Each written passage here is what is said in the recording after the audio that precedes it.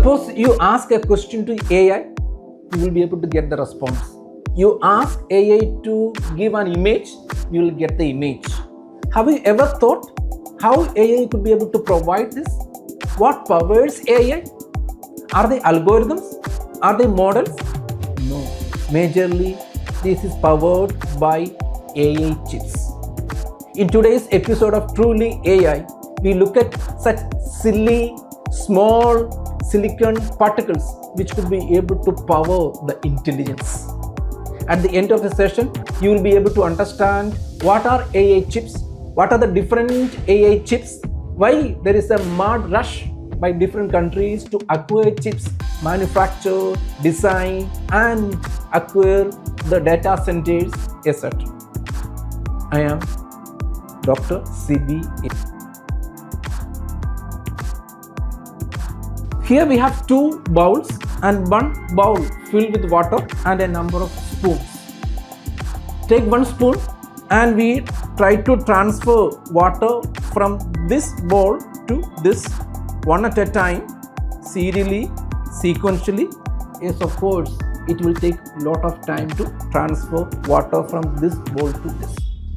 Instead of that, suppose we have, say, hundreds of such spoons. We take these spoons and correspondingly in parallel, using a number of spoons, we try to transfer water. Obviously, it is much faster than the early one. Here we are doing parallel. The first one at a time, sequentially, serially, and this is called the central processing unit. Then if you have many spoons, the transferring or processing is in parallel, and that is called the graphical processing unit. Obviously, using graphical processing unit, we could be able to have the processing done very fast. AI requires a lot of computation, therefore AI uses what are called graphical processing unit, which is similar to a millions and thousands of computation which are done parallelly. Therefore, CPU, central processing unit, to GPU, that means graphical processing unit, AI chips are basically using graphical processing unit. This is the computer. In the school, you must have studied that a typical computer consists of three parts: input unit, output unit, and the central processing unit. Therefore, this is the central processing unit. Typical smaller computation which is required in a computer could be able to be done by central processing unit. But AI computation requires much more parallel, huge amount of computation. Then CPU may not be sufficient, and we use what are called graphical processing unit. In fact, there are a number of different graphical processing unit. One of the most important one is what are called TPU, Tensor Processing Unit, by Google. It is basically used for large AI computation which involves matrix multiplication and mathematical operations. Tensor Processing Unit. Look at your mobile. It may be having, say, face ID recognition, personal assistant, and camera intelligence, etc. And this type of computation basically involves what are called NPU, Neural Processing Unit. Then in addition to this type of graphical processing unit, large organizations may be requiring specific requirements, and correspondingly there are specific GPUs which are called ASIC, Application Specific Integrated Circuits. Remember, typical computer operations can be done by CPUs, but AI requires large computation. For that, we require GPU, and there are different types of GPUs like TPU, NPU, ASIC, etc. Huge, large computation which are hallmark of AI requires GPUs. Let us see how chips work differently. Take your mobile and use your camera or the face recognition system, and remember, even without having internet, you will be able to have that AI operations done.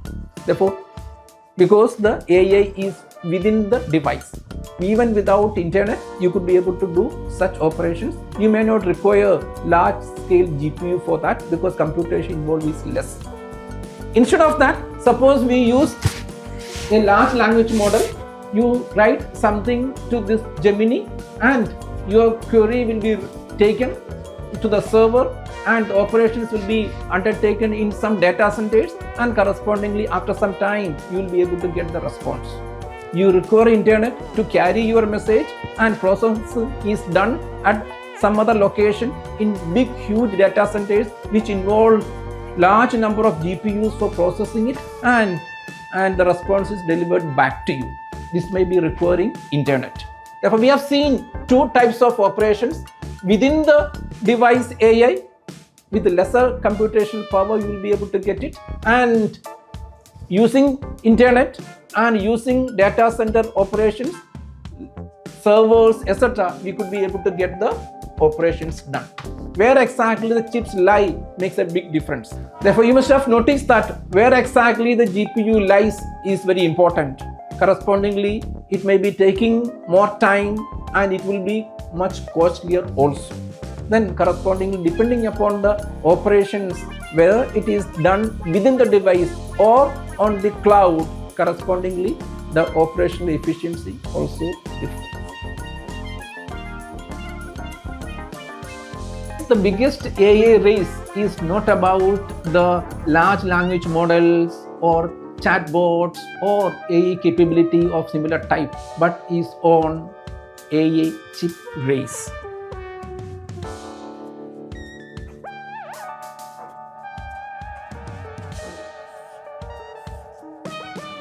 Let us consider three aspects of this global AI chip race.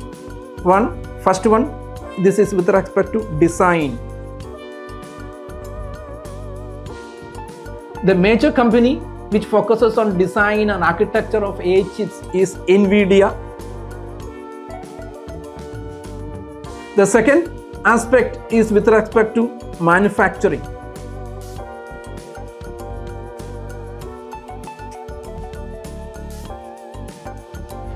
The 70% of the world manufacturing of AI chips is done by one company, Taiwan Silicon Manufacturing Company. The third aspect is with respect to usage. The AI chips are majorly used by data centers and cloud systems. Therefore, any company, organization, or country which tries to control on any one of these layers, whether it is design, manufacturing, or usage, tries to control the future capability of AI. That way, AI is no longer just a software. It is about the infrastructure, it is about supply chain, and it is about the geopolitics. And that is the reason why we could be able to see lot of subsidies, lot of control, lot of trade restrictions on chips and the remaining aspects of chip making. Yes, presently the most powerful AI lives in clouds, in data centers, at far off places. But that is gradually changing. The powerful AI, faster AI, accessible AI is coming to our phones and to our laptops. On-device AI, where we could be able to access directly, much faster way, much easier way, much cheaper way, the accessibility and the affordability and the effectiveness of daily usage of AI is going to be much more tremendous. That when AI becomes more cheaper, far easier, much more better and very much accessible, then the most important question is whether AI is available, but how we are going to use that AI. And that makes we human beings more powerful in this easy to use AI ecosystem. For general public, there is an aura of invisibility about AI, just like a huge digital ghost, as we have seen, but there is not much invisibility about chips which powers AI. It is about chips, it is about electricity, it is about data centers, a typical physical infrastructure that power AI. Whoever could be able to control these chips could be able to decide how AI is accessible, whether it is faster and whether it is cheaper, and they could be able to decide the future of AI to a major extent. Thank you for watching. Hope you enjoy this video. If so, please like, share and subscribe. See you in the next video. Until then, truly AI.